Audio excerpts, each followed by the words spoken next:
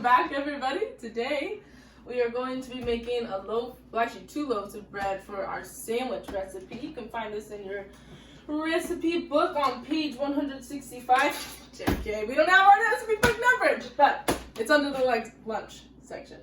So today, to start us off, we want to make sure that our parents are with us or that they know that we're doing this.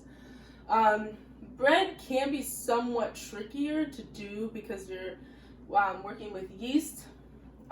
Usually in a lot of rising recipes that you use, you're actually going to use baking powder. So such as like cookies and all those sweets, baking goods, you're going to use baking powder, and that is a little bit easier to work with than yeast. But yeast, if it's your first time using it, it's very simple to use. You just got to get used to using it. So what we're going to do is we're going to start off with 1 package of active dry yeast, which equals 2 1/4 teaspoons. So we'll go ahead, put 2 teaspoons in there, and 1/4. Or if you just got 1 package of active dry yeast, you can go ahead and just dump that in there. That'll equal 2 1/4 teaspoons. And then the main starter to getting our yeast going is warm water. So you don't actually want this too hot or else it will burn the yeast. But just, like a warm baby bottle.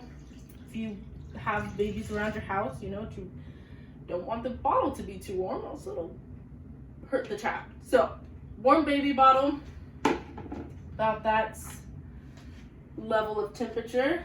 And actually what we're gonna do here also is we're gonna put in just a pinch of salt, sugar. That's all. Sugar. And that actually helps the yeast as well to cultivate, become all bubbly. Okay, good. So we'll just mix this up here. And we're actually going to let it set for a little bit.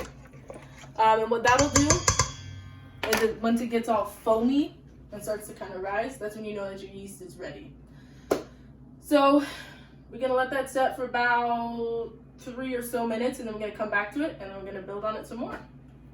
So our yeast mixture has been sitting about 3 to 5 minutes, depending on your room temperature, actually in your area or in your kitchen. That'll affect the way it rises as well, because yeast activates and cultivates in warmer temperatures. In this kitchen, it's not too warm, so just depending on your room temperature that you have right now in your kitchen, that might affect it as well. But as you can see, it's got a little bit more foamy and bubbly here. So what we're going to do is we're going to add the rest of our ingredients. So we got 1/4 cup of sugar here.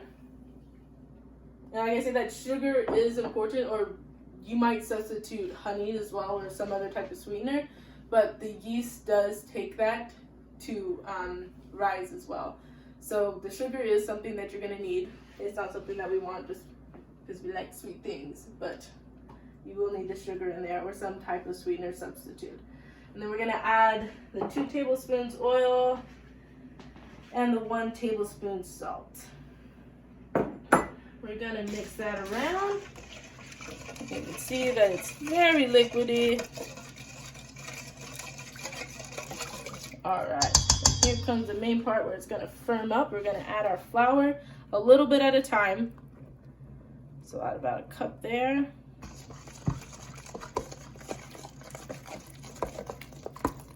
And if you get lumps in there like that, that's totally fine. We're going to knead this out anyway, so it's going to come smooth during the kneading process as well. Alright, a little more flour.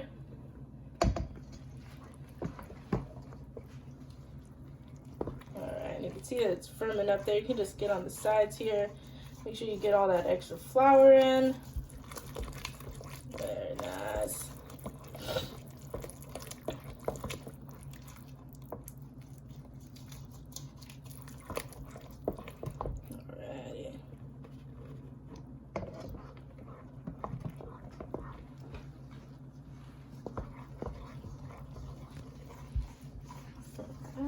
You can see that it's starting to pull together now and form that dough that we want.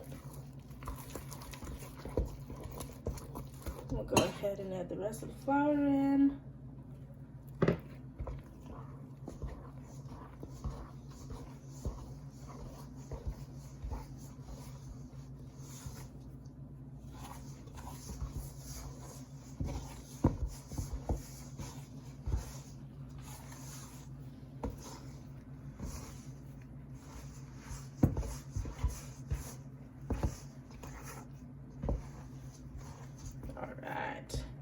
Very nice. And now what we're gonna do next, I'm just gonna move some stuff around here. And we're actually gonna get a floured surface going here for our kneading surface. So we flour the surface so that the dough doesn't stick to the kitchen countertop as much. It will stick some, but that's okay. As you go on kneading, it'll all gonna come together. And we're just gonna dump that out there. And you can see that it's not super well mixed here, but as we knead, it's all gonna come together. Now you see how I'm kneading this? So what I'm gonna do is gonna push out, pull the dough apart. We're gonna bring it back just like that. And that's just your basic kneading. As you can see, it's getting pretty sticky, but that is totally fine. If you want at this part, you can add flour to it. However, what that's gonna do is it's actually just gonna make the dough more dense. So it won't be as light and fluffy.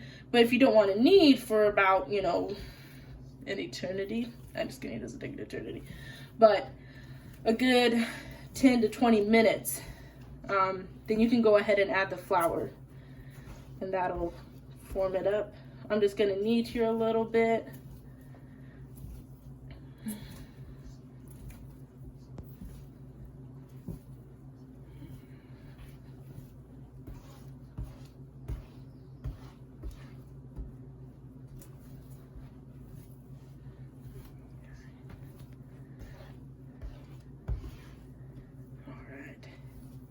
So when you spread it out like that, you can kind of just scrape it all back into one ball and start again.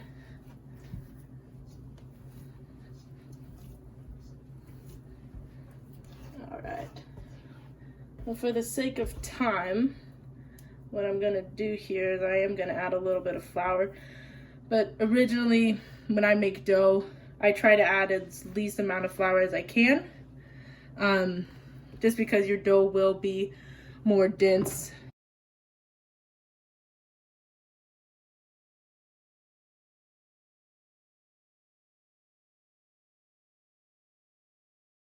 All right, and as you see, the more flour that I add, how it becomes less sticky. Also, a trick to make the dough less sticky to your hands is that you can actually oil your hands and knead the dough, and that way it will not stick to your hands as much if you don't like sticky stuff.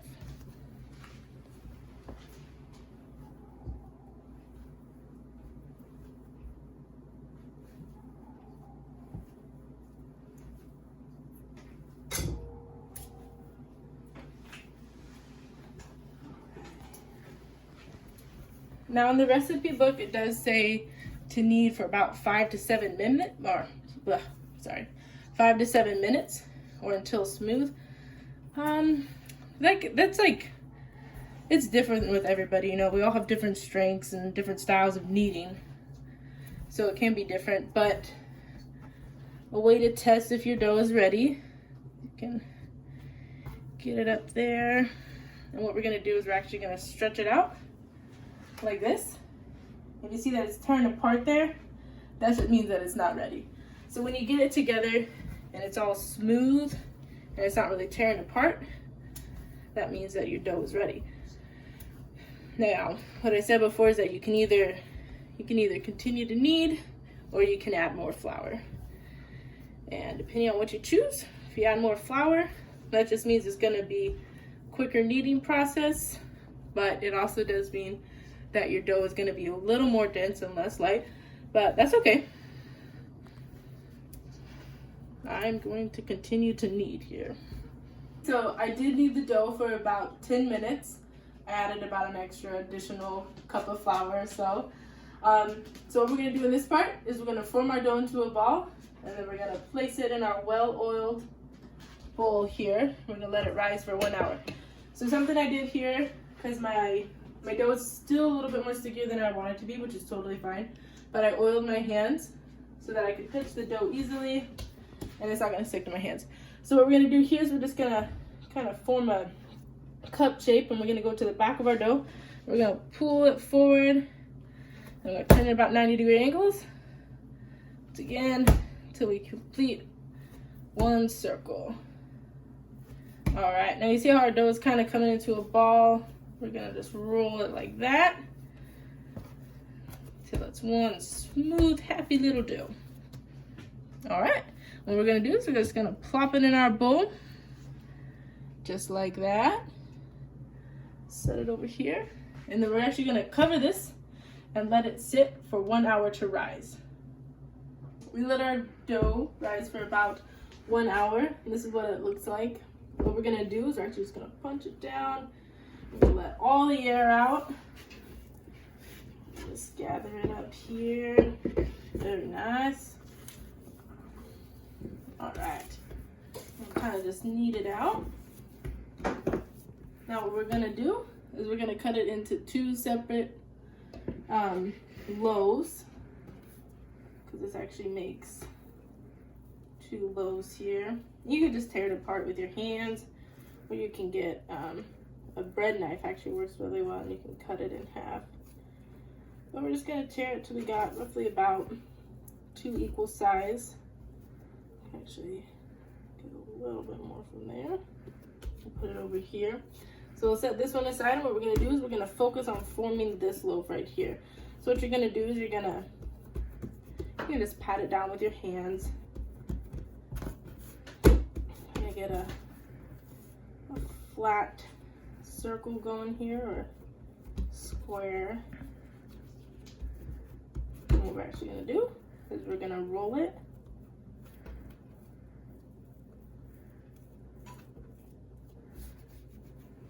So it forms a nice loaf.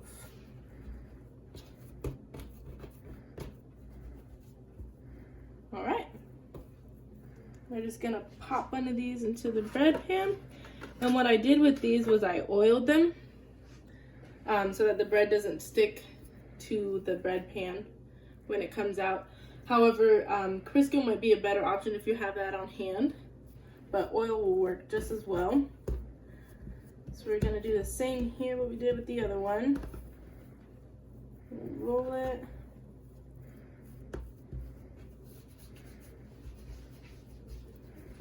Nice dough here. We'll pop it into the bread pan. All right. What we're gonna do is we're actually gonna cover these again. And we're gonna let them rise for about 1 hour, or until that dough is about 1/2 inch or 1 inch above the bread pan. So if you can look at it levelly, and you see the dough formed about 1 inch above the bread pan, that means that it's ready to go into the oven. Let our bread rise in the bread pans for about 1 hour. Something I did to speed up the process is that you can actually put your oven on warm, and you can stick it in there, and that'll help it rise a lot faster. So what we're gonna do is we're gonna put these in the oven now at 375. And they are going to be in there for about 30 to 35 minutes. Or just until the crust is golden brown. And they're going to rise a little bit more as well. So, in about 30 to 35 minutes, we'll have ourselves a couple loaves of bread. So we just got done baking them. About 30 minutes. Just gonna put them on the stove top here. You can see that there's a nice brown crust on top, and I like to let them cool in the bread pans for about 5 minutes, and what that'll do is it'll actually help cook it on the inside as well. And then about 5 minutes you can turn them out onto a cooling rack, cool for about another 5 minutes, and then you can slice it, and it is ready to go. You can use it for sandwiches, toast, French toast, but today we're going to use them for sandwiches.